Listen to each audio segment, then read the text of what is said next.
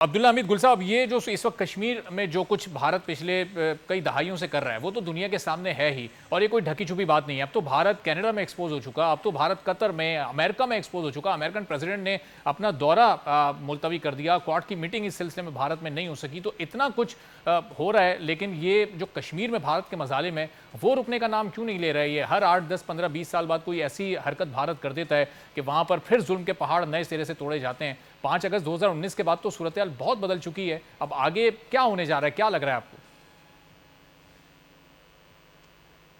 کشمیر ہے، لیکن پاکستان تو میرے خیال میں ہر روز ہی یوم یکجہتی کشمیر مناتا ہے، اور بطور پشتیبان پاکستان جو ہے اس نے بارہا ثابت کیا، جنگوں کے ذریعے ثابت کیا، اپنی معاشی جو ہے مشکلات کے باوجود کھڑا رہا، اور ہر قسم کی جو صعوبتیں، مشکلات، تکالیف وہ برداشت کی، لیکن الحمدللہ ڈٹ کے کھڑا رہا۔ لیکن اصلی مسئلہ یہ ہے کہ ہمیں کچھ اور کرنا پڑے گا۔ ابھی جیسے آپ نے کہا کہ انٹرنیشنل حالات کے اندر جس طریقے سے سینیریو بن رہا ہے، اور آپ نے دیکھا کہ یہ ہماری سفارتی کامیابیاں ہی ہیں جس کی بنیاد پہ ہمارے آرمی چیف اب امریکہ کے دورے پہ تھے، اور اس ٹائم پہ جو بائیڈن کا وہاں یوم جمہوریہ کے اوپر پروگرام کینسل کر دینا، میرے خیال ہے یہ ہماری سفارتکاری کے اندر ایک بہت بڑی کامیابی ہے۔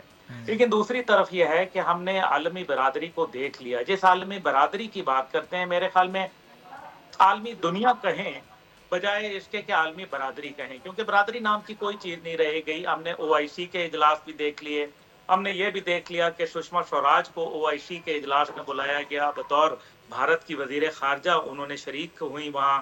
اور پھر ہم نے انٹرنیشنل برادری جس کو ہم کہتے ہیں یونائٹڈ نیشن کے نام سے، وہ یونائٹڈ نیشن مسلمانوں کے بالخصوص جو جتنے بھی مقدمات تھے ان کو حل کرانے میں جو ہے وہ ناکام رہی، خاص طور پہ کشمیر ہو، وہ فلسطین ہو، وہ افغانستان ہو، وہ بوسنیا ہو، وہ چیچنیا ہو، وہ وہاں ناکام رہے ہیں۔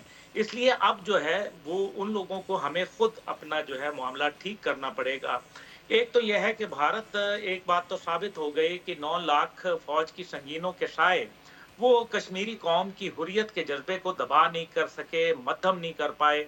اب وہ نفرتوں کے بیج بو رہے ہیں، وہ شکوک و شبہات پاکستان کے حوالے سے پیدا کر رہے ہیں۔ کشمیری قوم کو میں یہ پیغام دینا چاہوں گا کہ وہ پاکستان کے اوپر بالکل شک نہ کریں۔ اس کی وجہ یہ ہے کہ پاکستان نے قربانیاں دیں اور آج بھی دینے کے لیے تیار ہے۔ ہمارے خود ISPR اس بات کا گواہ ہے کہ وہ آخری انسان، آخری سپاہی، آخری گولی تک لڑنے کے لیے تیار رہے۔ لیکن اب دشمن کو یہ اندازہ ہو چکا کہ کشمیر کا معاملہ جو ہے کیونکہ ان کے ہاتھ سے نکل رہا ہے، اس لیے وہ پاکستان سے بدظن کر دیں۔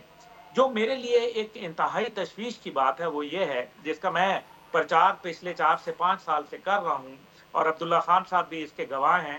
میں یہ کہہ رہا ہوں کہ مجھے ایسا لگ رہا ہے کہ یہ جو آنے والا مودی کا الیکشن ہے، اس کے بعد یہاں یونائٹڈ نیشن کی فوجوں کو اتارنے کا ایک انہوں نے پلان بنایا ہوا ہے، اچھا، اور اس کی وجہ یہ ہے کہ بھارت اتنی بڑی فوج جو ہے وہ وہاں رکھ کے ناکام بھی ہوا، اور بھارت کو کچھ حاصل بھی نہیں ہو رہا، مشکلات میں اس کا دن بدن اضافہ ہوتا چلا جا رہا ہے۔ اس لیے وہ یونائٹڈ نیشن کے نام کے اوپر یہاں چین کی مخاصمت میں یونائٹڈ نیشن بھی آ جائے گی، اور وہ اس کو ایک نیوٹرل زون قرار دینے کی کوشش کرے گی۔